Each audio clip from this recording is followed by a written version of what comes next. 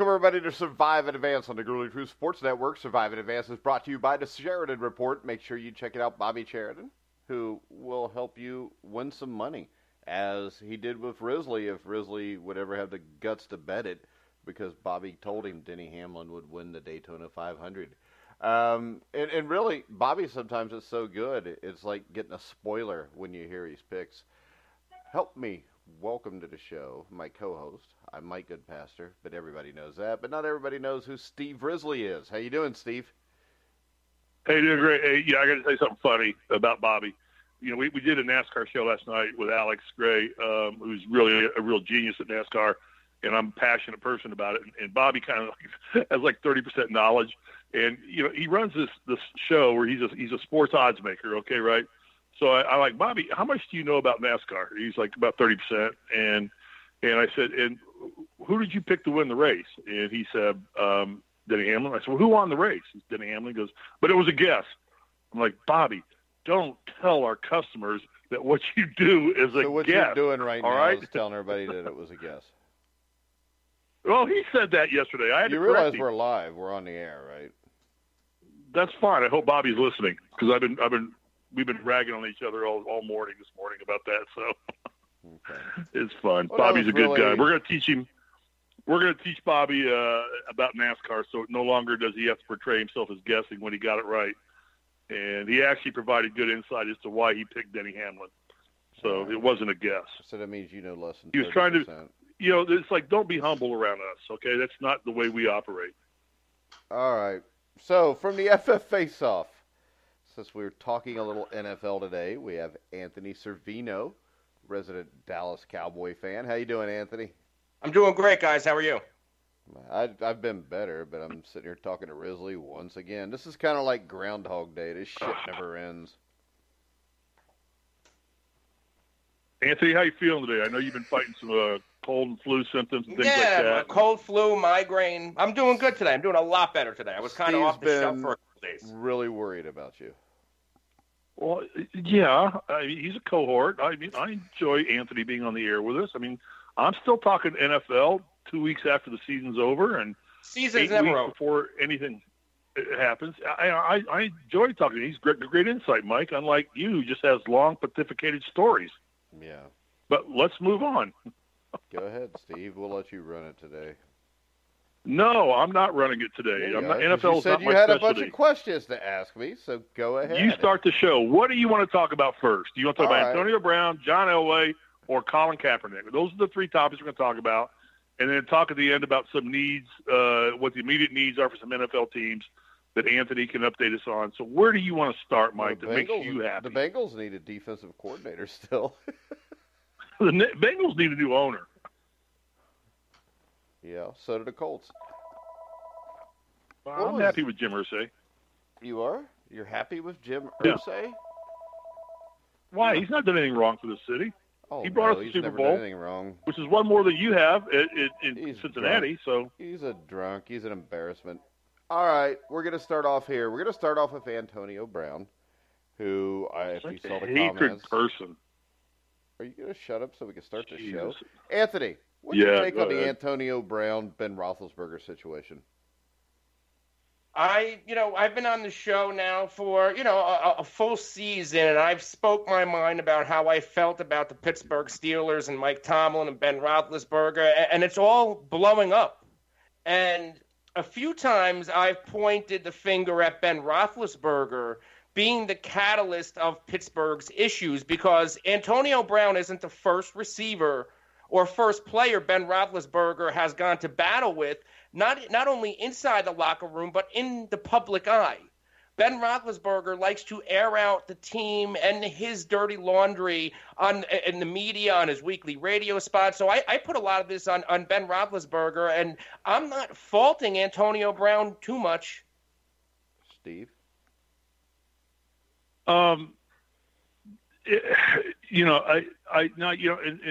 Unlike you, who in our pre-production meeting didn't have a lot of good input into this, Anthony makes a good point. We had a pre-production meeting?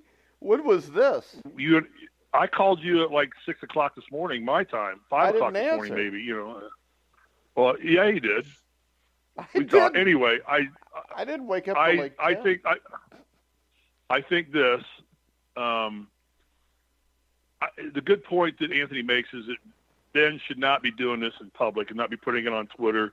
I think that quarterbacks are leaders of a team, and I think it's okay for them to call people out and call teammates out.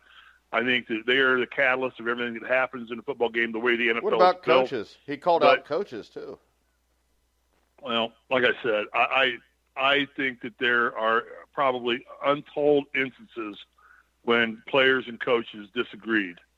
Let's just go back to Magic Johnson. Let's go back to Magic Johnson and Paul Westhead. Now we're going to talk about a sport with little shorts. Yeah, we can call out instances where that happens. At that level of when you have a $25 million a year quarterback versus a $5 million a year coach, who the hell do you think is going to win that battle? According to who the coach is. But yeah, a lot of coaches they have control. Mike Tomlin doesn't have control of his team. And you know what? This is the thing about Big Ben. He's been on two teams that won Super Bowls. The first team, the leader was Jerome Bettis, probably. The second team was, Harrison. James Harrison was probably the leader of that team. Ever since then, Palomalu. Ever since those guys retired, left, or got old, this has been Big Ben's show for almost a decade. And since he's been in charge, since he's a shitty leader, they haven't won anything. Well, golly. Ben Roethlisberger has an ego problem because he did win those 2 Super Bowls, and he thinks he can call the shots. But if you look at all these successful NFL dynasties or teams, a lot of this stuff doesn't come out. You think the Patriots, they don't have, for the past 20 years, there wasn't disagreements? I mean, we've seen it on the sideline with Tom Brady and his offensive coordinators. It blows up, but it doesn't get past that. Antonio Brown's calling out the team, the owner, the coach, and the quarterback for not holding the quarterback responsible because he's not accountable. Steve? Okay. No, I mean, I don't agree with you. I think Antonio Brown right now is trying to save some face because he's trying to sign with the team. I'm not saying Ben Roethlisberger is perfect by any stretch of the imagination. And I don't like the fact that he airs his laundry in public. That's a fault, but that's the way life is these days. Most people do air their laundry on social media now. No, they don't. And Antonio Brown is doing kind of the same thing. How about this? He's calling him out publicly. Let's do this. Now, Big Ben's a top 10 quarterback. Let's look at the other ones. Does Tom Brady do that? Does he call people out on social media? No. Does Russell Wilson? No. Does Drew Peyton Manning? No. I mean, hell, all these guys. I mean, Big Ben is a prima donna who's won nothing in almost a decade. And when he held a first Super Bowl he won, he played horrible. They won that game with the officials and the defense. Now, the game against Arizona, they won that one. That was Super Bowl 43. That's a decade ago. He's been the main leader of this team for 8 years. And in the 8 years he's been the main leader, they've done nothing but lose. And this is not the first player to say stuff. I mean, James Harrison, who was a leader, when he left, he attacked Mike Tomlin. Because all this comes back to this. The reason grievances don't get aired in New Orleans or New England or places where you have quarterbacks that are leaders is, number one, as a leader, you don't air publicly and try to embarrass a teammate. And number two, there's head coaches in New Orleans and in New England that would never allow that to happen.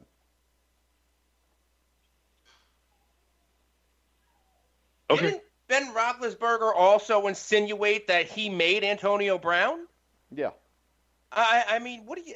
It's like it's childish. What Ben Roethlisberger's doing is disrupting this whole team to where if the Steelers can't find a fittable trade partner because you need cap space to be able to absorb his contract, or if Rooney says, you know what, we're not going to trade you, and let's see how this plays out. The season is over before it starts. Because whether it's week 1 or week 16 or in the playoffs, it's going to unravel sometime. Yeah. Egos are too big.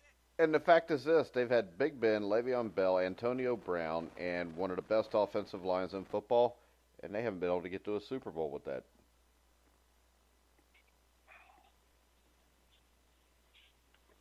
I don't know why I'm defending Ben Roethlisberger because I'm really not a fan of his anyway. So I'm just choosing a different side to argue with you that I think the quarterbacks are arrogant pricks. Most all of them are in some way, shape, or form. How they vocalize. Don't listen to how I say things.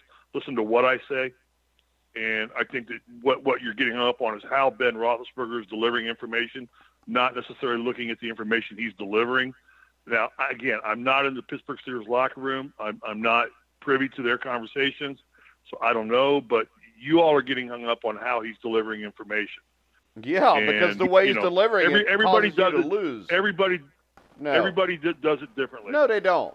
They do not. Well, wait a second. Give me a quarterback. He's a two-time Super Bowl winning quarterback, Big right? Big deal. Yeah, 10 years ago when he wasn't the leader. You know, you bring up a good point. Steve, you bring up the point to where the way Ben Roethlisberger does it, you're saying is the way a lot of people do it because that's the age we're in. That's the way he does it. Okay, tell me a successful NFL quarterback that does it that way. Ben Roethlisberger. He's not successful. He's a Hall of Fame quarterback, Mike. Jesus. All right. He's a Hall of Fame quarterback. Whatever. He is. Sure he is. Okay, so that's his style. Just get over it. He's a Hall of Fame quarterback. What makes a Hall of Fame quarterback? What makes you think he's a Hall of Fame quarterback? I think 2 Super Bowl rings start there. The longevity of his career, the things he's endured over his career in terms of injuries, playing through it, and I think he's one of the toughest quarterbacks out there that plays the game. I mean, there nothing in particular. Just I think that he'll end up getting a bust in. Well, he'll get one, but it's not deserved. Yeah. So we. All right. Well, you know what, Mike? Opinions are like assholes. Everybody has one, and they're all shitty. You know what? So there you go. Be a prick, just like Big Ben. But when you look at his career, I mean, to me, a Hall of Fame football player is one of the greatest quarterbacks of all time. Do you think Big Ben is one of the greatest quarterbacks of all time? I don't know that I'm qualified to make that decision, but I would say no.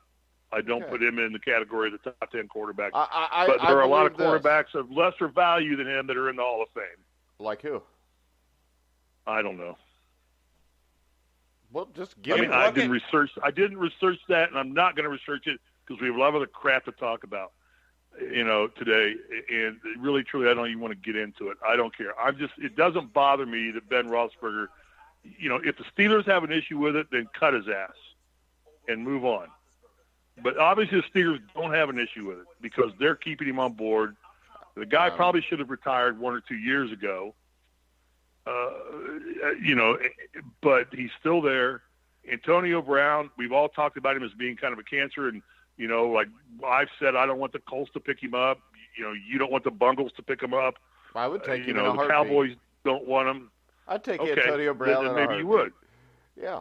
Yeah, and maybe Andrew Luck could handle it. I could do without Le'Veon Bell. You're getting them We've talked about both of them being somewhat of a cancer. You've trashed the Steelers from the first time you and I ever did an NFL show. You don't like that team. So what is going to come out of your mouth positive about anything that happens to the Steelers? What do you mean what's going to come out positive? Yeah, what is? Nothing positive you that trashed the could come Steelers from about. Day one. Yeah, because Mike You trashed Tomlin the Colts. is not a very good coach. And Where is the Bungles Super Bowl trophy at? Where is it sitting at? What does that they don't have one. I'll tell you what. I'll take Kenny Anderson over Big Ben Roethlisberger any day, and Anderson's not in the Hall of Fame. Kenny Anderson just turned 70 years old. What's that got to do with anything? You think at 70 years old you're going to take him over Roethlisberger for next season?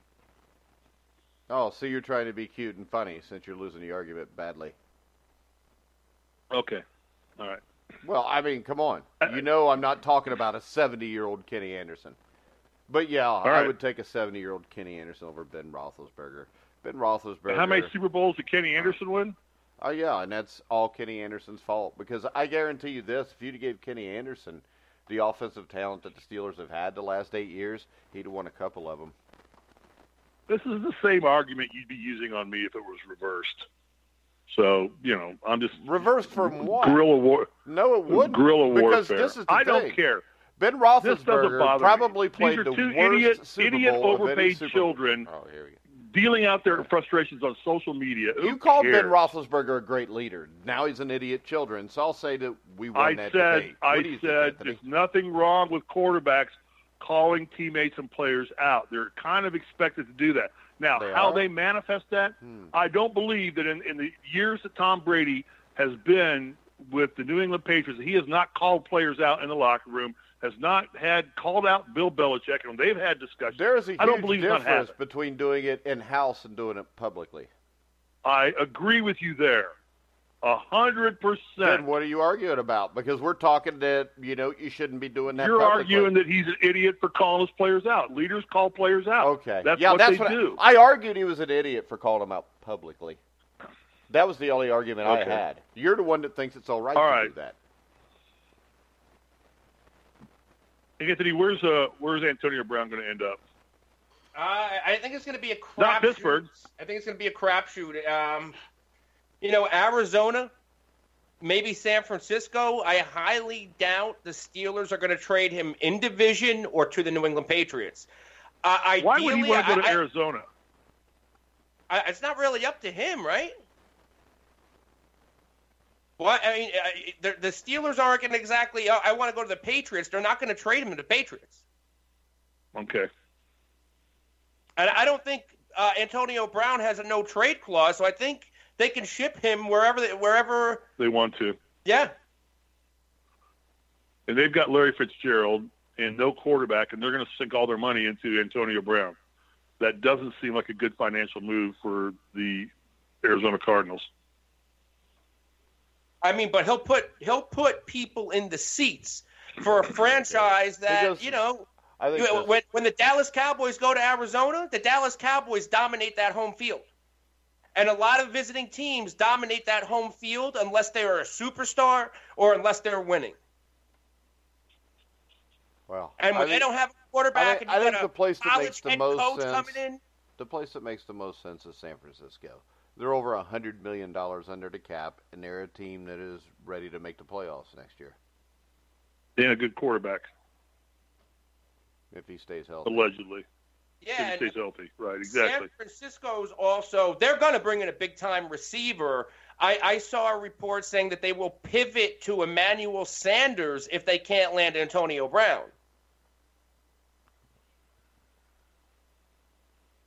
So the 49ers will be in the market for a big-time receiver. Yeah, because they need. Do the Colts want him? I mean, they've got T.Y. Hilton, and you got Andrew Luck, you got a top 10 quarterback now, not an all-time top 10 quarterback, Mike. I get that, but right now in the league, he's a top 10 quarterback, and they got one good receiver, and they're a tight end-driven team. Do the Colts need another superstar receiver to offshoot Hilton? Well, here's what they do need, and here's the smartest thing for the Colts to do. Go out and re-sign Dante Moncrief. He's a free agent. Why wouldn't you want to pair him back up with Andrew Luck, where Moncrief excelled under Andrew Luck and T.Y. Hilton? Why not bring back Moncrief? He's not going to cost you a lot of money either. Okay. Yeah. I mean, I'm asking not as to debate. I'm asking just as, a Colts fan, somebody I think you're more intelligent on this than I am. Like Mike. Mike is too. So well, then you need to quit arguing with us. Okay, I'll stop arguing because I really don't give a damn. Roethlisberger, I've never been a fan of Ben Roethlisberger from day one. I always thought he was a cocky prick, but he's been successful in the league. And if that's his style, and the Steelers want to keep re-signing him to big money and keep him around, then that's their problem. And that's just the way I see it. I don't get wrapped around other people's dirty laundry. It's not my problem. All right. Whatever. Before we move on, I have a dark horse landing spot for Antonio Brown. The Jets, but thinking more to a team like the Saints.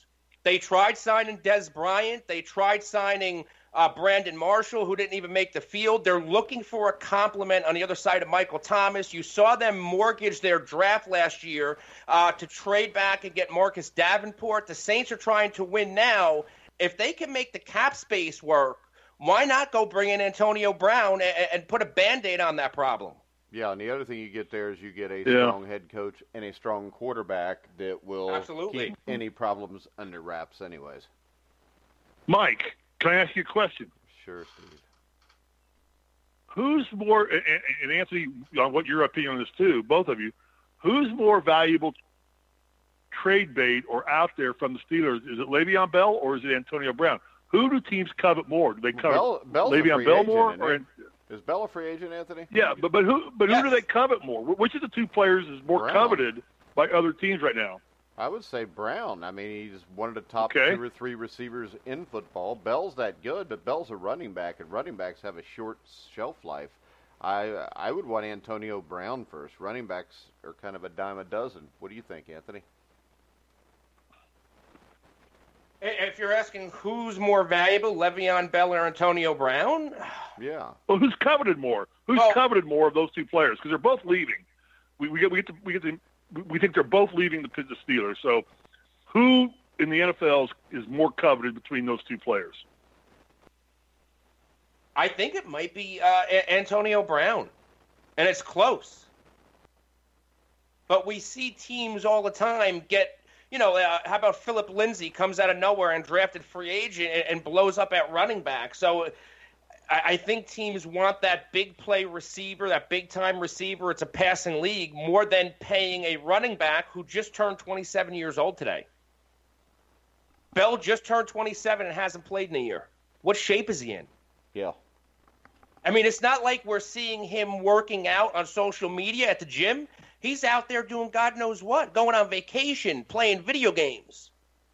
He's not the workout warrior that you see other players are. Or it was just a question. We don't know if he is. Yeah, it was just a question. I mean, All right.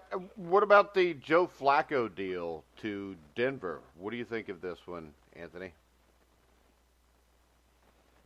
I think it's definitely an improvement over Case Keenum. I don't like the fact that they have all that cap space tied up to a quarterback position that consists of Joe Flacco and Case Keenum, which was about 10 wins combined last year, 12 wins combined. I know they're going to try to move Keenum, but what Joe Flacco is going to add to this team over Case Keenum is experience. Joe Flacco can win a big game. He can duel out those big game quarterbacks that Case Keenum can't. Joe Flacco also has a positive playoff track record. Joe Flacco brings to that locker room what the Denver Broncos haven't had since Peyton Manning, and that's a quarterback who can get the job done. All right. My concern here is 3 years, $63 million. I think this is stupid. I mean, Case Keenum has had more playoff success in the last 3 years than Joe Flacco has. Joe Flacco has been hurt off and on for the last 3 years also, Anthony. I think this is kind of a crazy deal. I mean, it could work out, but I mean, Joe Flacco, the other thing you got to remember is this. Denver's offensive line is terrible. And Joe Flacco can't get out of his own way physically when it comes to running or moving in the pocket anymore. I just think this has disaster written all over it. This is John Elway. I feel like he's grasping for straws because all of the struggles he's had at either drafting a quarterback or bringing one in free agency. Yeah, and everything he's drafted has been shit. I mean, Paxton Lynch. The thing is this. Simeon Osweiler Lynch. Yeah, Osweiler. He grasped for straws with Manning. But luckily for him, it didn't matter who played on that team because that defense was one of the great defenses in NFL history. Hell, if you remember, Osweiler won 7 or 8 games for him that year. But, yeah, I think his inability to draft a quarterback has killed him here. This is a team defensively that's good. If they could shore up the offensive line, this is the way I look at it. All right? If you're a Bengals fan, any Bengals fan that says, oh, we need to draft a quarterback, you're an idiot.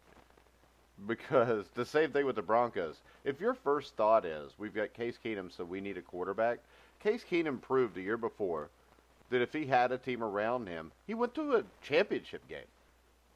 So now we're going to take Joe Flacco, who missed the majority of the second half of the season with an injury, who's getting up there in age, who has $63 million still owed to him over the next 3 years, and we're going to get him. Then what are you going to do? You still have no offensive line. They need a few offensive linemen. Their defense is solid, but I just don't see how this fixes anything. The only thing they're doing is they're plugging in one slightly above average quarterback for another slightly above average quarterback. Does John Elway own a piece of the Broncos, or does he have any, aside from being who he is and what he means to that team in the city, is it time to think John Elway should be on the hot seat if he doesn't win with Flacco? He should be. I think he does on a small percentage. I think he does on a very small percentage of the team. Does he not, Mike? I think that who was the owner that just passed away? Pat Bowlen. I think it was last name. Pat Bowlen. I think he gave him 5% or something like that, or some small percentage. Even at 5%, there's another 95% out there that can remove him from being the GM. Right, but I do think he has, like Larry Bird has some minor ownership in the Indiana Pacers. Even to this day, he still, the Simons gave him some small ownership. I don't think it's any controllable ownership, but there is some ownership involved in there. And I can't quote that, and please, I may be dead wrong for anybody listening. But I thought that he did have some ownership from Bowlen in the Broncos, which is what kept him to stay there as long as he did, staying in Denver. Other than his vast other business empire he's got with car dealerships and pizza places. Yeah, he and Peyton Manning. I think John Elway's gotten to the point where if they ever make a movie about his life, after football, he could be portrayed by Gary Busey. That cracked me up. That's funny. But it's true. Like you look at him, he's got the blonde hair. Busey. He looks like he always just rolled out of bed, and then probably the night before he was drinking a little too much. But that's good. Anthony's young. That's he doesn't know who Gary Busey is. Oh, God. Was this before or after the motorcycle accident? Mike, before or after the motorcycle accident? Yeah, either. It doesn't matter. That's Buddy Holly. Yeah, he was Buddy Holly. That was a great movie, too. No, Buddy Holly died in a plane crash. No kidding. But Gary Busey played him in the movie, Steve. I know that. I saw the movie. Okay. He saw it when it originally came out in theaters. Yeah, I'm old enough. I sure did. Know. Me too. But... Yeah. All right. I think that this is I think, Mike, you kind of alluded to it, and Anthony, I think you agreed. It seems to be a little bit of a desperation move. I don't think Flacco is somebody you'd want to invest $63 million. How old is Flacco? Is he 30 yet? Yeah. 30-something. He's 33, 35? 30, yeah. Okay. So, I mean, is it wise to take somebody who Mike, would you consider Joe Flacco a top 10 quarterback in the NFL out of 30 teams? If he's completely healthy, and you asked me that question at the start of the playoffs, and he's in it, I'd put him in the top 5, if that makes any sense. During the regular season, no, he's not a top 10, but he is a guy that but at his age, with the injury issues he's had, and most importantly here, they have just made it so they probably can't go out and sign any free agency linemen. They're going to have to do that in a draft, and I just think they've hamstrung themselves here. It makes no sense to me because, to me, there's a lot of free agents out there that are pretty damn good this year. And if you don't sign Flacco, I think this team gets better a lot quicker if you go out and you sign 1 or 2 really good free agent linemen, and then you go draft an offensive lineman with your first pick. Right there, I think you've fixed the offensive line, and Case Keenum's good enough to win in the NFL. It's been proven. We saw him do it last year. I mean, am I that far off base there, Anthony? I mean, these teams are so quarterback hungry that we got to have a quarterback. Jared Goff's not very good, and he got to the Super Bowl because they had enough around him. Yeah, but I don't know if we're overselling Keenum because, he did guide the Minnesota Vikings to the playoffs, but that was a very talented Vikings team. That defense was a number 1 or number 2 defense. But they had a bad offensive line. Yeah, but they also had a ton of playmakers. Young playmakers, and that's the difference. When Keenum went to Denver, yeah, he had Emmanuel Sanders and Demaryius Thomas, but these are 31-year-old players. You had a revolving door at the tight end position. Nobody could stay healthy. An okay offensive line and a strong running game. That Denver defense is nowhere near what it needs to be to get Case Keenum into the playoffs. No, because that team is not very good. But as you said, he doesn't have a whole lot to work with there. But I think to save face, Elway had to pull the trigger. He had to. Is Mike? Is there Mike? Is there a market for Case Keenum out there to deal him away? Well, they're eating a pretty big salary. I mean, a pretty big contract with him. Are they not? He's making some pretty big jack, right? Yeah, he's making some decent money. He's not making Flacco money. If you look at him last year, he completed 62% of his passes, 18 touchdowns, 15 picks, 81.2 passer rating. I just think he was in a bad situation, and I don't think that Viking team was that great. We saw that when they didn't make the playoffs this year, when they didn't have Keenum. You know, the fact is this: they put a bunch of money in. This is the thing: the Minnesota Vikings did the same thing Denver had. The Minnesota Vikings have offensive line issues.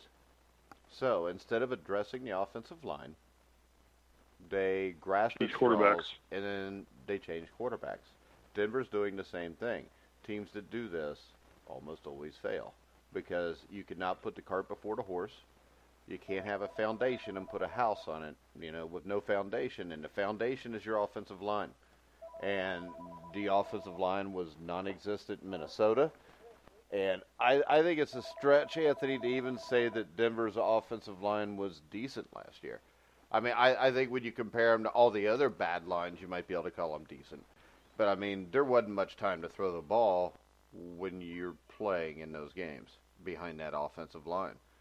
I mean, hell, the Bengals got pressure on him. Yeah, I think Denver might be one of those teams to where, maybe blowing it up would have been the right move this year for John Elway.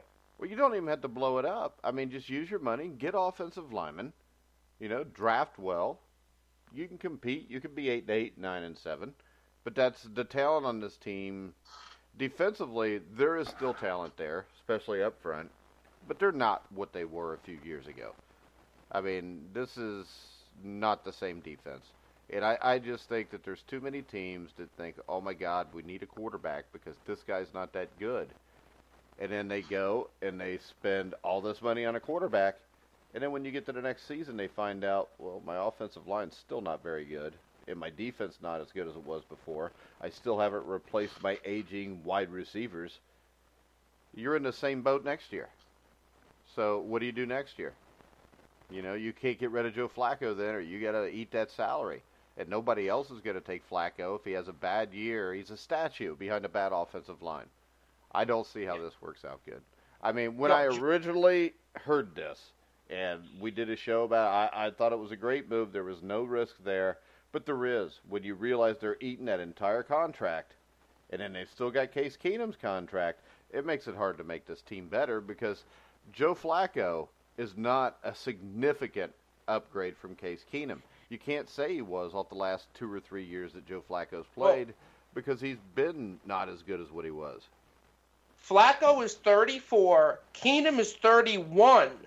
It looks like Keenum's 2019 cap hit is $21 million, and Flacco's is $18.5. So you got $40 million tied up in quarterbacks. That's so, a lot Mike, of money. can I ask you a question? And the quarterback's not named Tom Brady. Yeah. Good, Steve. Should John kind of dump both of them and see if he can get Roethlisberger? Oh, God. All right. I had to throw that out there. Well, I'm sorry. And the problem with Flacco is this. If you go the last 4 years where his team hasn't made the playoffs, he is 3 games below 500. And those last 4 seasons, 14 and 12 touchdowns to interceptions, 20-15, 18-13, 12-6. It's basically, he's got the same numbers Case Keenum's had, which is a QBR of about 80, and he throws a handful of touchdowns more than interceptions. This is not a significant upgrade, unless all of a sudden Joe Flacco shows up and he's 26 years old, and I don't think that's going to happen. Yeah. But I heard that Gary Kubiak played a little bit of a role because he talked up Joe Flacco to the front office, apparently. Yeah, but he ended up not going there, right? Yeah, then he got out of there. Yeah, he didn't take the job. Kubiak's in Minnesota. Yeah, I know. Yeah. It was. They were going to offer him the OC at Denver, weren't they? Wasn't that the deal? He was going to go to Denver. Yeah, he was supposed to be offensive coordinator. And then he wanted Flacco. Yeah. He talked Elway into Flacco, and then he got to Minnesota. Got bolted. All right, enough of this crap. We got to talk about Kaepernick. But I got one question for you, both you guys, and this is kind of a homer question. So, Mike, go easy on me. Is Jacoby Bledsoe valuable out there? Because I mean, he's crying. Wait a second. What did you say? I missed the start of that question. It's a homer question because I'm talking about the Colts again. I hate always. I didn't hear about who you said though. Who was it? Jacoby Brisket. What's the last name? Jacoby Brissett. I think he called him Jacoby Bledsoe the first time. Briscoe. Yeah, I think I did too. Whatever. That's how relevant he is to me. Should he shut up and just be happy to play behind Andrew, or is he got a legitimate claim to be a starting NFL quarterback? I like Brissett. I do too. Okay, all right. I'm just asking. You got to remember, when Brissett played for Andrew Luck, Brissett was a Patriot 2 weeks before he made his first start. Yeah, so Jacoby Brissett was just thrown in because Scott Tozin was so bad that they turned to Brissett, and Brissett was the best option. So imagine, as bad as he played, he only had 2 weeks to prepare. I think Jacoby Brissett could have success elsewhere, maybe Tyrod Taylor type of success. I'm not going to say Jacoby Brissett's going to go win a Super Bowl, but he could have a steady career. All right, so Mike, let me bring it back full circle. Would it have been smarter for Elway to say, you know what, I'm going to try and deal and get a Jacoby, bring him in here and lesser money. Not really, because still, Case Keenum is his quarterback. He needs to put an offensive line there, because this is the thing. If he goes out and he puts an offensive line there, he gets a free agent or two that maybe can make a big play that's not 32 years old. If Case Keenum has another poor year, then next year you can go get a quarterback and have everything the quarterback needs in place to be a success. All right. I think the Colts, last thing I'll say about this, then we'll move on to Kaepernick, is that I think the Colts should deal him, because I've also gotten word that Art Schlichter is due for release from Terre Haute State Penn in May, and they could probably bring him back and be a backup quarterback to I would say this. If I was Andrew the Colts, I would hold on to Jacoby Brissett for one more year. Yeah, I don't think case. Yeah, I don't think they're going to go anywhere. Yeah, in case Andrew doesn't. Yeah. Still. Okay. Let's go to the big elephant in the room. What do you guys think? Mike? What's your big elephant in the room? It's Colin Kaepernick and the decision and the agreement reached between the NFL and him. Settlement, non-disclosure. Yeah. What about it? What do you think, Anthony? Do you think Kaepernick won, or do you think the NFL won?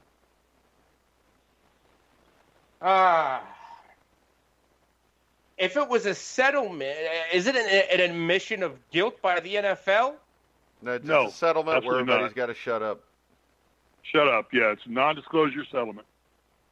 Then maybe the NFL wins here. I agree.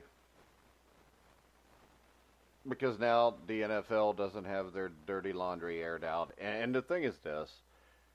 The NFL needs a win right now on something like this. So if they had an ironclad case they thought they were going to win, I think they would have fought this out. We saw them do that in Deflategate about Tom Brady and freaking footballs. Why wouldn't you fight this out?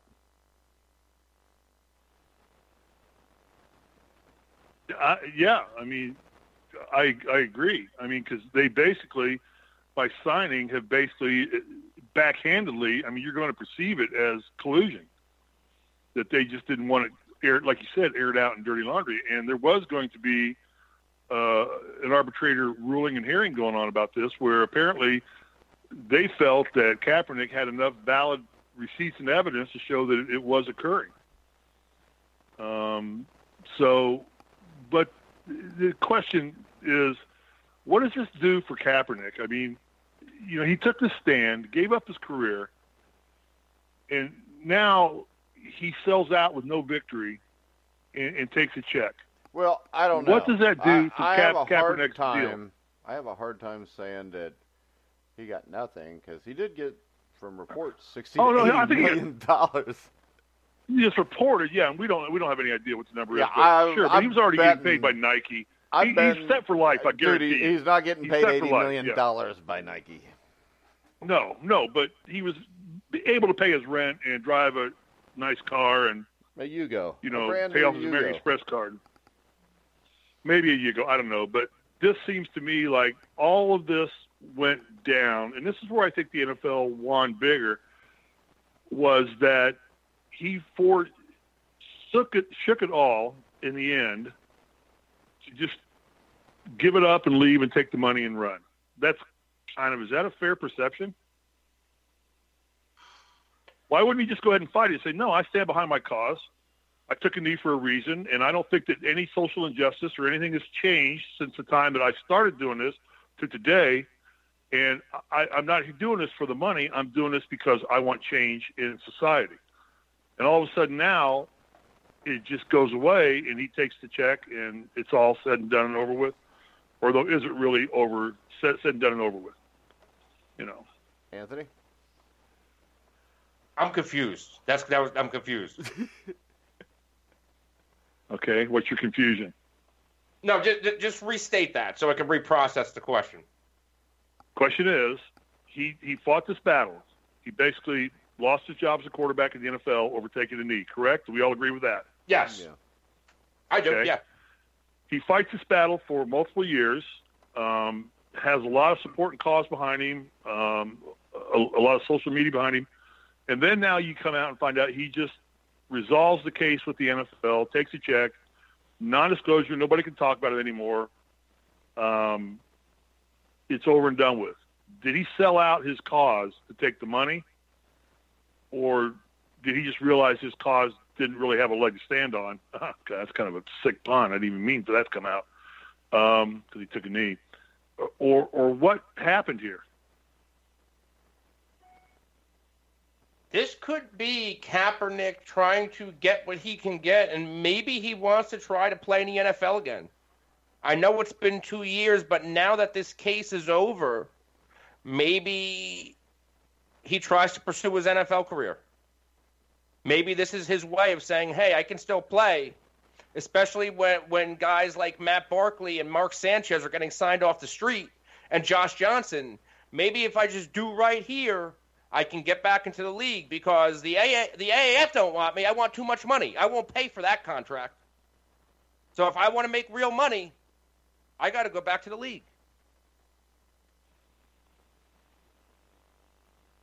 Okay. Mike, any input, or just don't really want to touch it? Input about what? I don't know. I think it's odd. I think it's odd that somebody fights a battle like Kaepernick fought for 2 years, and then turns around and takes a check and walks away and says, "Okay, battle's over. My cause wasn't that important, because the check got bigger than my cause." I think as most people, the check kind of how I see it in your cause. But I think the sad thing is, if you take the NFL to court, I think you would have aired a lot of stuff the NFL didn't want to come up. I think that with that $60 to $80 million, it'll really make me wonder what happened is if all of a sudden in the offseason a team signs Kaepernick. Because all reports are that Kaepernick's lawyers had stuff that was very damning to the NFL. And if all of a sudden this disappears with $80 million, and then on top of that he's signed by a team in a couple months, it makes me wonder if he just sold his soul and let the NFL get away. Because the thing that stands out to me is this: the Mueller investigation on Trump. There's like 7 NFL owners that are being investigated for illegal campaign contributions.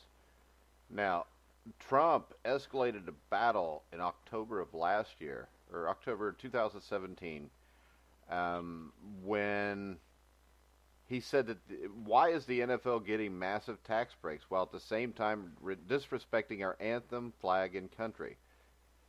Maybe I need to change the tax law. Now, the thing that's interesting about that is no more than 3 hours after he said that is when Roger Goodell came out and said, oh, we're going to write in now that all players need to stand for the national anthem. So I think there's something much bigger than, we see going on here. And in the end, to tell you the truth, I don't really care anymore. I mean, I think this. I think Colin Kaepernick did something I would never do. But I think he had a right to do that because, unlike the NBA, the NFL didn't have it written in that you could. So I don't think, if he would have taken a knee because he thought this country sucked and was disgusting, he has a right to do that. I don't have to agree with it, but this is on the NFL. The NFL doesn't take care of their own business. The NBA did. The NBA, what was it, Sharif Muhammad Rabdul, whatever the hell his name was. It was Chris Jackson when he was at LSU. But he took a knee because he was a Muslim. So the next time they had a CBA, the owners requested that. The players gave them that. That's why nobody takes a knee. So in the end, if you want to tell players what they got to do, you got to do it in the CBA. They didn't do it. It cost the NFL $80 million, $60 to $80 million. But Colin Kaepernick to me could have been a hero if he would have taken this all the way to court and he would have drug out everything the NFL has ever done. Well, that's my point. That's the point I was trying to get to. He could have done that. That's the point I was trying to get to. He didn't. But he took the check instead.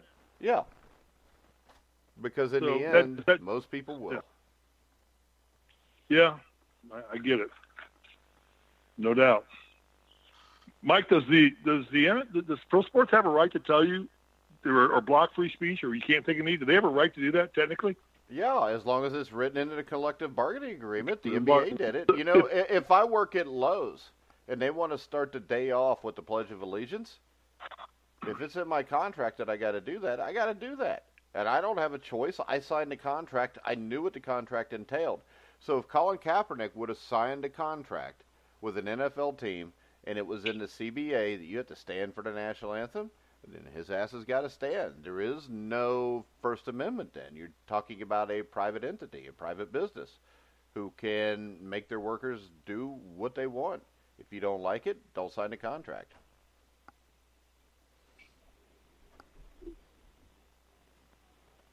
Okay. It's over and done with for me now. It's fine. I'm glad it's finally off the table one way or another. I didn't think the movement was going to gain any more traction than it already gained.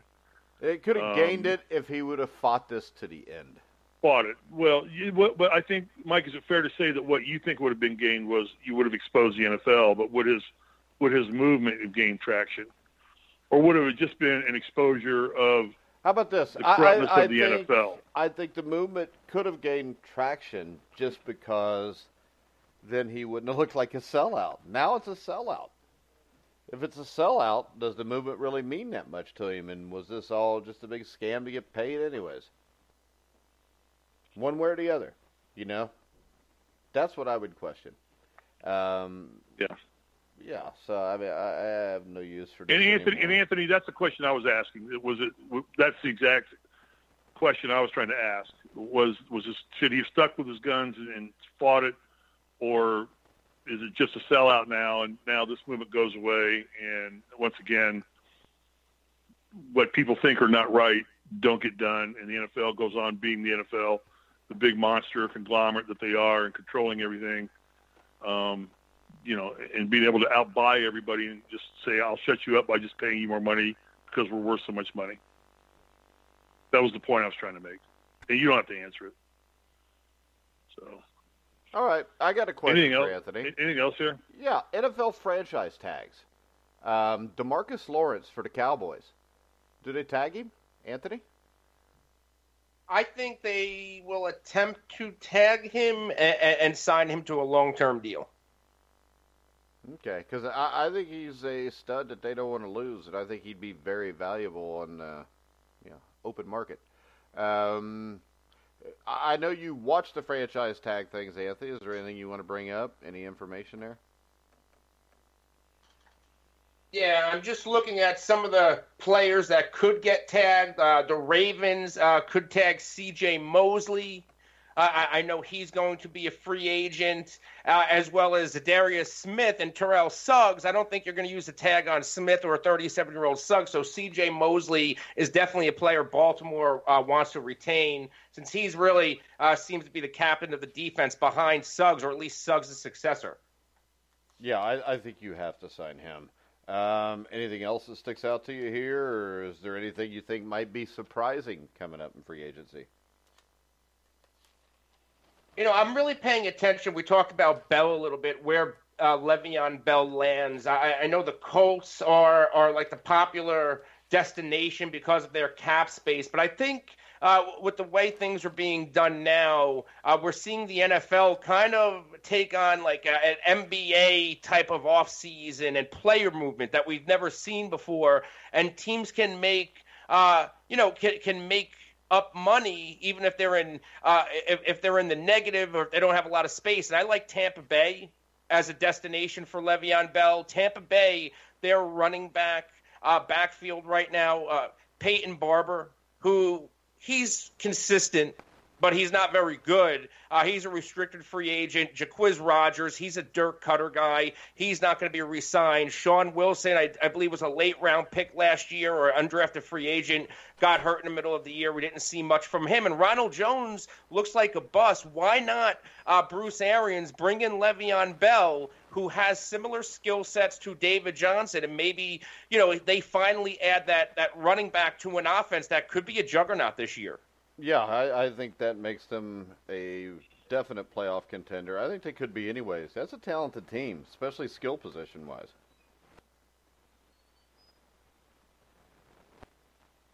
Ooh, you're talking about definitely the Buccaneers. Yeah.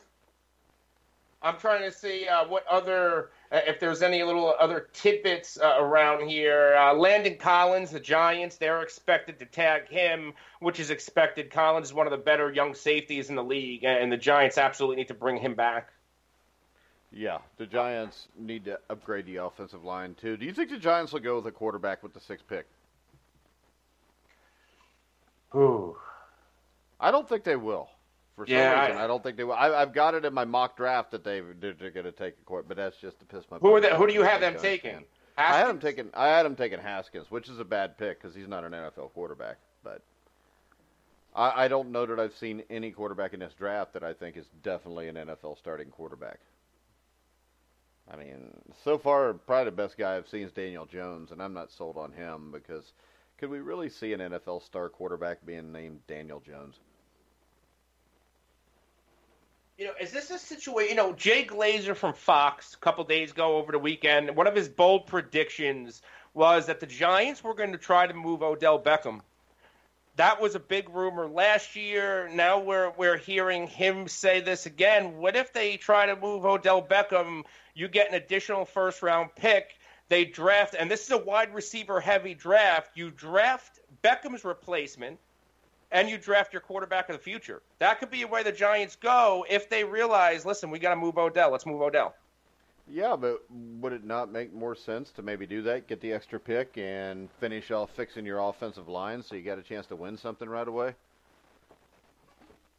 I think that's what they should have done. Maybe got their quarterback last year and fixed their line. They got their quarterback last year. They got Kyle Lauletta. We don't know if he can play yet or not. I think we know. I don't think we do because they haven't let him play. How can if they believed in him, they could have put him in last year. They should have put him in last year. He should have played the last 3 or 4 games. But this is the thing. I don't think they have any intention of Eli Manning not being the starter this year, which is why you didn't see them give Lauletta a chance. I think they believe that they're not that far away from being a playoff team, and they're not. If they can make the offensive line a little bit better, fix the back end of the defense a little bit, they're a playoff team. It's not like the NFC East is tough. There's not too many divisions that are tough anymore. I mean, the Eagles are always going to be good because they got Peterson. The Cowboys you never know about. The Redskins are probably always going to suck because Daniel Snyder's there. So when you look at it, it's a winnable division. I would think it would make it easier if you traded Odell Beckham, got an extra pick, to then draft a wide receiver and to then maybe pick your quarterback in the future and let him sit for a year.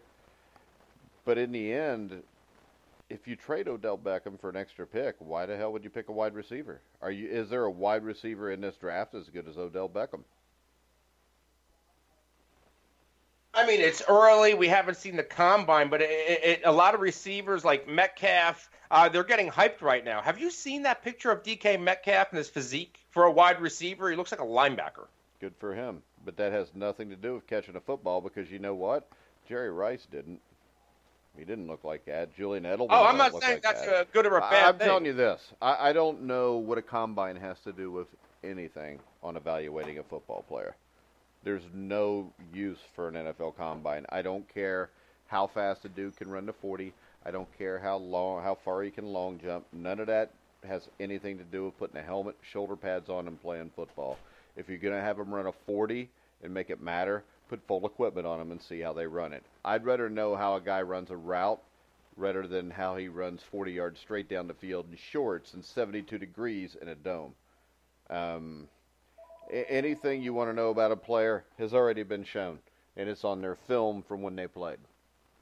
That's just my opinion. I have the combine stuff. The only thing you'll do is you'll have DK Metcalf take off his shirt, and the team will fall in love with him.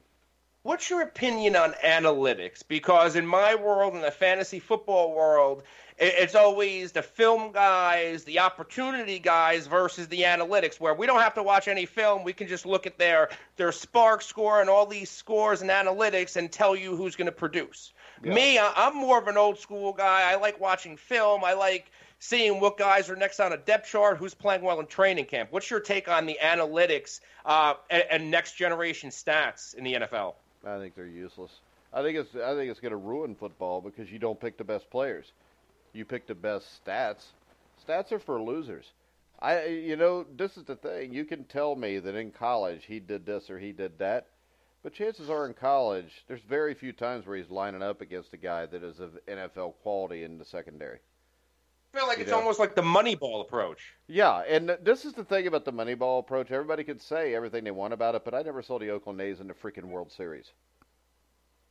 You know, that and the Moneyball approach is more of a way to cheaply find good value, put it together, and make a team.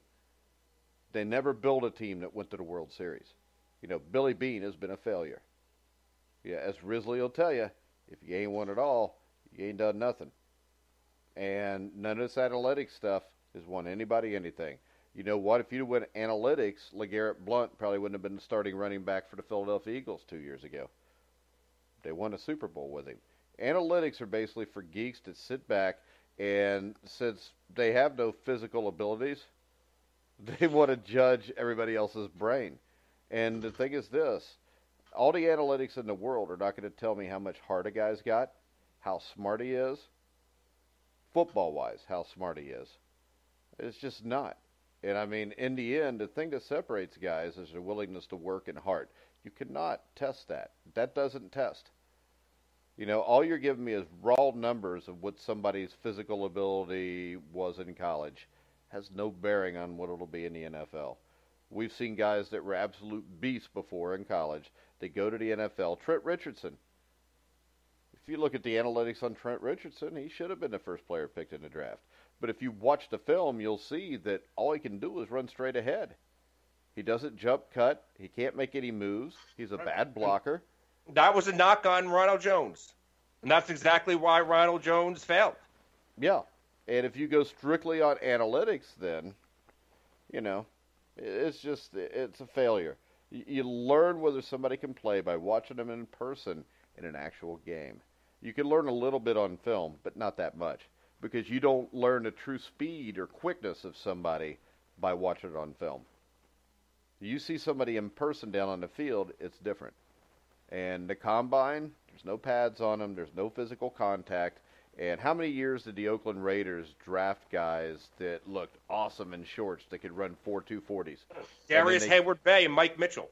Well, and then who was the dude from UConn that they drafted in the second round, the safety? Who That was Mike Mitchell, no? No, not Mitchell. He had the weird name. He played at UConn.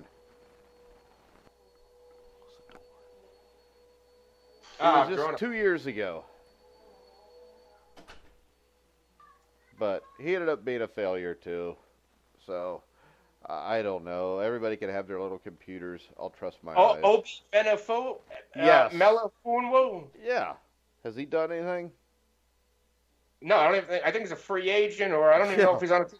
2 years, and he's a free agent. But at the combine, when he took his shirt off, he had big muscles, and he ran really fast.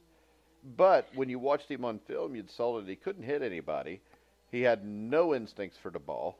And, I mean, I can prove that I believe this. You go back and listen to our draft show that night. We had 2 Raider fans on us that were freaking out about the guy. And I told him, he don't play football. He's just missing something. And, you know, all the analytics in the world don't tell you if somebody's missing something. And analytics, baseball, probably is more useful than it is in football. I'll just leave it at that. That's fair. That's all fair. All righty. Well, I guess we're going to let you go, Anthony, because we got to get Bobby on. And Steve, I think, fell asleep. So, yep, Steve fell asleep. You there, Risley? I'm listening.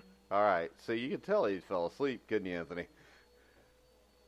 Sounds like he's vacuuming. It does. Are you vacuuming, Risley? No. I have a new phone. Is there something wrong with the phone? I got a new phone yesterday. No, you sound fine. We're basically just screwing with you right now, Risley, so it's okay. Oh, okay. All right. Well, that's nothing new. Anthony, tell us where everybody can find the FF Face-Off. You can follow the show at the FF Face-Off on Twitter and YouTube. You can also follow me on Twitter and all of the other social media platforms at The Real NFL Guru. All right, guys. We're going to take a quick commercial break for 58 seconds, and then we'll be back with Bobby Sheridan. Thanks, Anthony. All right, good stuff, guys. See you next week. Tune in to Game Day IQ for the smartest hour in sports. Test your knowledge of sports trivia on everything from football, basketball, and baseball to cricket, tennis, and hockey to horse racing, auto racing, and soccer, and, of course, the Olympics. Every week, you'll learn tantalizing details of sports' most intriguing conundrums that you can stump your friends with.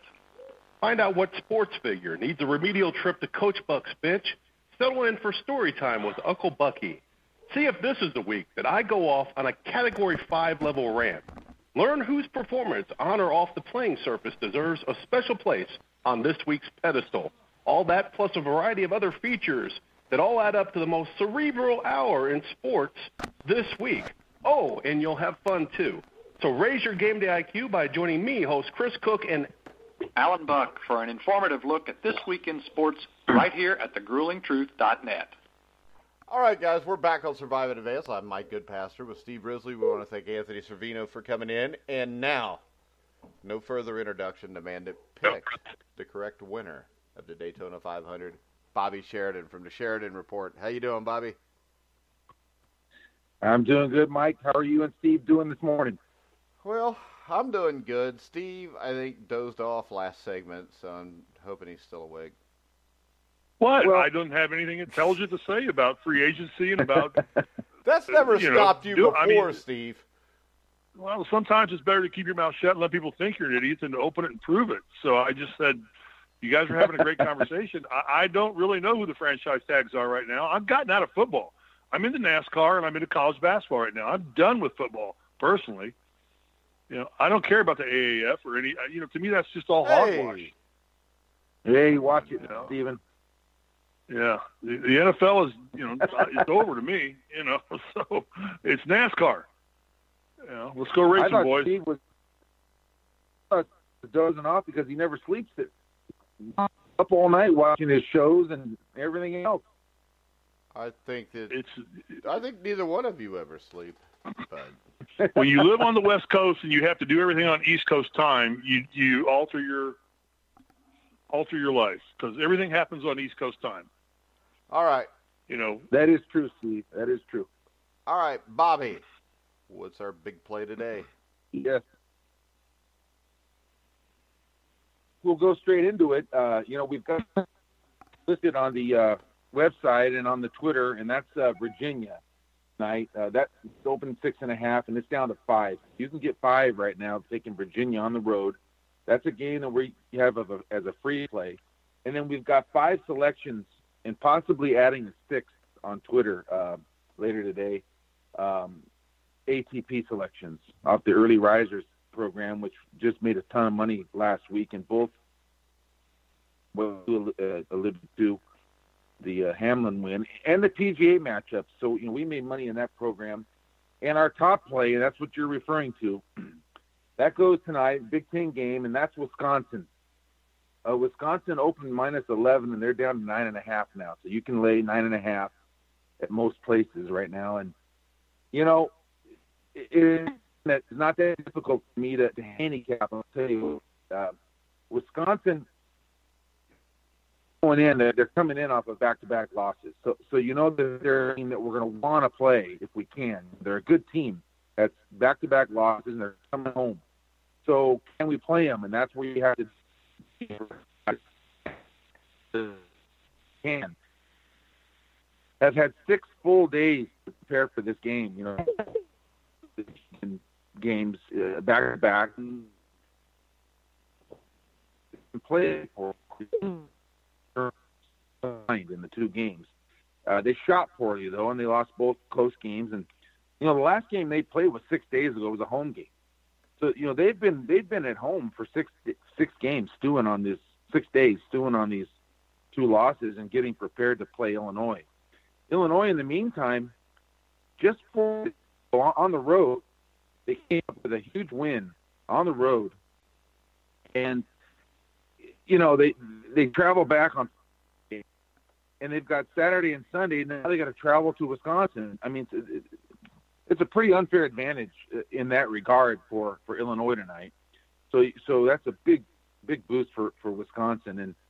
And then you look a little further and you see that Wisconsin has beaten Illinois 14 straight times. It's the longest in conference play. It's the longest going right now, is Wisconsin 14 in a row over Illinois. And 7 of those games have been played at Wisconsin, and the average margin has been 17.3. Has been the winning margin for Wisconsin. So that's a good thing.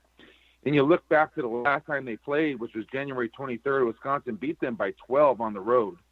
And that's a game where their star center was in foul trouble for the whole game. Ethan Happ, he only scored 9 points.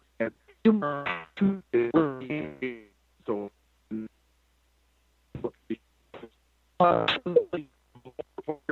the history of the Big Ten to have 2,000 points and 1,000 rebounds. He achieved that last game. He got his 2,000th point in that loss to Michigan State. So he'll be ready to go tonight. Oftentimes, home cooking is what's needed to cure a shooting slump, and I think they'll put the ball in the basket tonight. And, Illinois scores off of turnovers, and defense, and it's just not happening tonight. With the ball over, they're not a sloppy team. So, I really like them tonight. I think I envision a 15 or 18 point win. I envision them getting back on track, and I think you can lay the points in this game tonight and be confident. So let's take Wisconsin at a top play for the night. All right, and I assume there's no lines for the NBA. Correct? I think the Pacers won tonight. Now, I got no NBA until Thursday, and I've already started a little looking at that. We don't have lines come out until probably Wednesday, somewhere in the afternoon. Wednesday, I'll probably get some lines on that. So we'll start looking at those. And I wanted to mention, if we can, a little bit, Mike, the Oh, we're going to bring it up because the Apollos and Commanders broke the record for the highest scoring game in AAF history yesterday. That was great, and I the thing about the game was Orlando was behind in the game, and their defense was very. They were on the field for much of the game, but it was the defense that won the game in the fourth quarter. They put up some. Gilbert did throw the ball well, and they did. But it was their defense that won in the game in the fourth quarter. And Mike, I have to give you a lot of credit. You said the key to the game was the receiver that had been in the NFL, Charles Johnson. He was targeted 10 times. He caught 7 balls for 192 yards. He was the offensive player of the game, and he's up for offensive player of the week honors in the AAF. So that was your call on Friday, and that was the difference in the game. And so that's really cool. Yeah, Orlando goes to 2-0, and they got a road victory, and that's pretty good. So good job on that one, Mike. Yeah, and I know we're going to have the president over the Orlando Apollos on Wednesday. And the Orlando team, San Antonio, that crowd was great yesterday. I love the way they put, instead of having the top open also, they put everybody down at the bottom bowl, close to 30,000 people there, great atmosphere. Another team I really like in this league are the Birmingham Iron, who I think may be the best defensive team in the league. And I also like the Iron quarterback, who is Luis Perez. And, of course, the Apollos with Gail Gilbert. Or Garrett Gilbert. Gail Gilbert used to play in the NFL.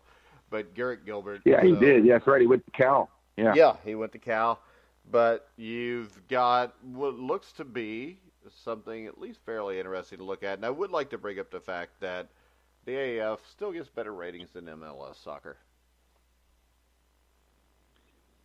Well, they sure do, and they actually got better ratings than the NBA.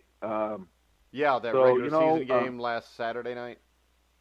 Yeah, they got better ratings, and that'll be real neat. I'm glad that you guys are going to be able to have on Michael Waddell, and hopefully that'll be a good interview for the listeners on Wednesday.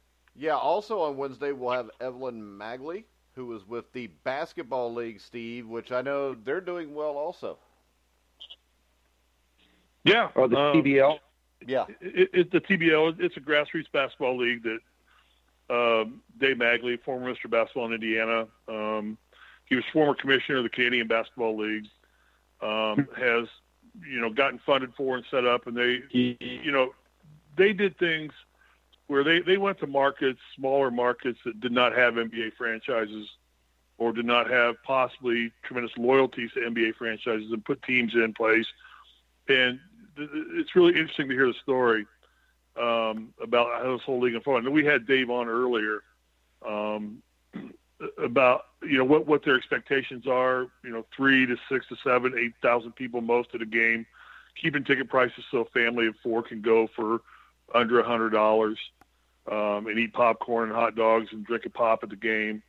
And it's a really good concept, and they've really done a good job of getting the communities to embrace these teams, and it's going to be an interesting season. And Evelyn is she's an African American woman, and she's the CEO or commissioner of the league, basically. And it's the first time ever that we've had an African American female run a professional sports league, to the level at which she's running it. And I've had the privilege of following her on Twitter, hearing her thought process, watching her business model and business plans, and be an interesting conversation and see what challenges she faces and what challenges the league faces. So Wednesday will be a great day. All right. You know what, Wednesday, that's going to be an awesome day. That's great. All right. On this day, Bobby, what you got? On this day, Mike, I there, and of course, you guys, whatever you want to talk about of those three is fine with me. But the one that I wanted to talk about a little bit was on this day in 1986, Alvin Robertson. He became one of only 4 guys to get a quadruple double.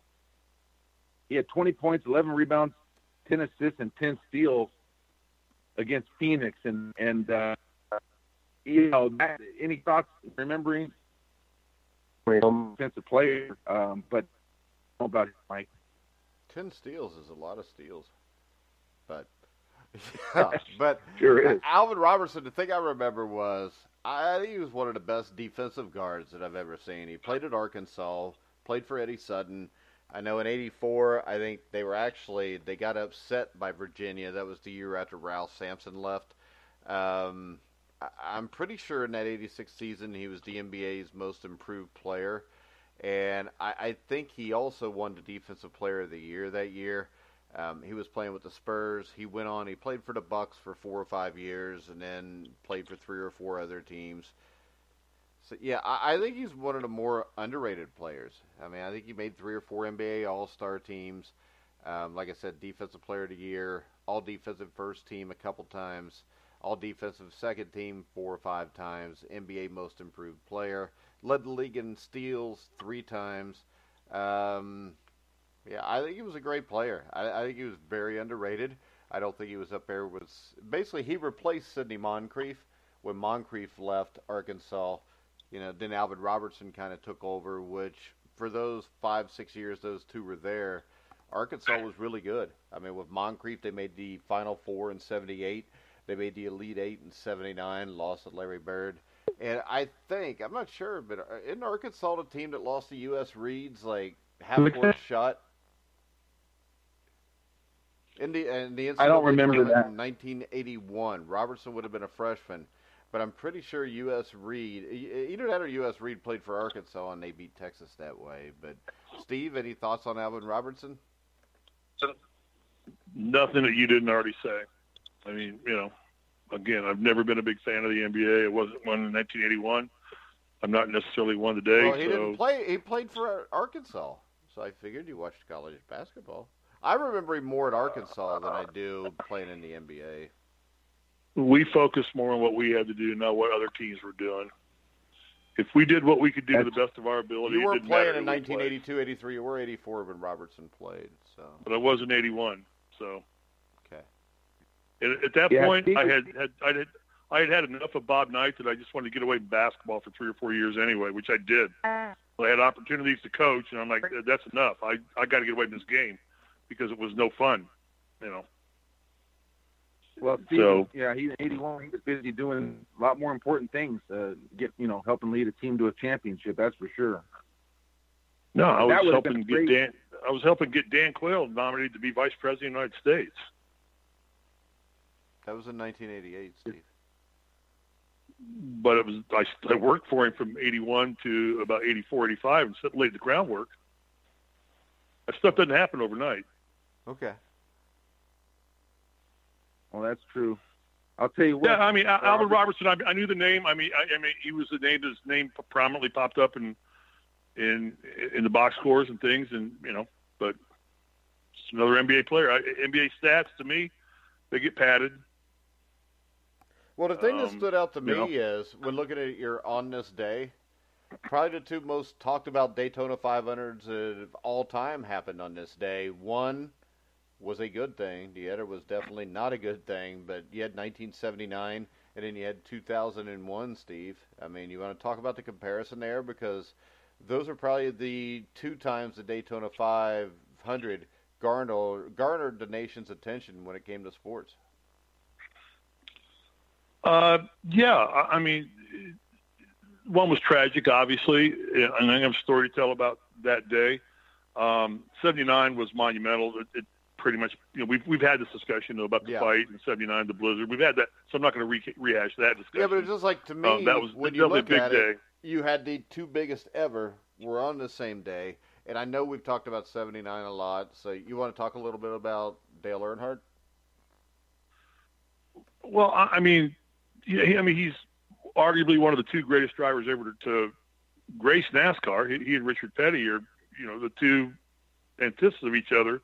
But in the end, I mean, the glory or the goodness of Dale Earnhardt was his death changed the safety of the sport of NASCAR so much that we'll never see that kind of stuff happen again, because he wasn't the first player or racer that died that way. There was Kenny Irwin, Ernie Irvin had a bad crash, and it was before the Haas restraints came out, and there was not the protection. There was not full-face helmets being mandated. And unfortunately, it took the sport's greatest driver to mandate that NASCAR make the changes they made today, to put safer barriers in, and make the cars more rigid, use stronger caging. And the price he paid was a lifesaver for pretty much everybody that's raced. Because I'm not sure that NASCAR has lost anybody since Dale Earnhardt. I would have to Google that and search that. But I do not believe that they have. NASCAR has, IndyCar has, and other forms of racing have, but I'm not sure NASCAR has lost a player or driver since 2001. I'm not sure. So what happened to him, and he basically was being Dale, blocking for Michael and Little Lee, who were leading the Daytona 500. And he got just caught up in one of these things that happened yesterday, just got clipped on the rear, but nobody's fault. And the sad part is Sterling Marlin, for the longest of time, who was the one who ended up clipping him in the tail, and took him and Kenny Schrader out, had death threats on his life for quite some period of time. He had to have armed security with him at tracks. He was getting so many death threats for what had happened. The story that I had was, we'd watched the race that day and on that Sunday, and then we had owned season tickets to the Pacers, and the Lakers were playing the Pacers in Indianapolis that day. So we had taken off right after the race ended because we were late for the game already. We didn't know the outcome. We knew that there was a wreck. We thought it didn't look like that bad a wreck, and we went on to the game. And at halftime, which the Pacers ended up winning that game 110 to 109 against Shaquille and Kobe. I remember they announced at halftime that Dale had passed away, and I started crying. And I told my wife we have to leave, and so T and I got up and actually left the Pacer game and just went on home. That's how much I love the sport, and how much I thought it was such a big loss to NASCAR to lose somebody of that caliber and stature to the sport. But as I said again, the end result is safety features were put into place that's probably not ever going to happen again.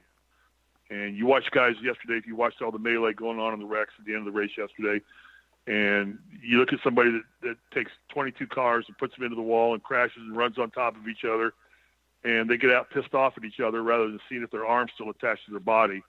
That's a testament to, the sacrifices Dale Earnhardt made for racing. And that's it. All right. Bobby, you want to tell everybody where they can find Mike. your work?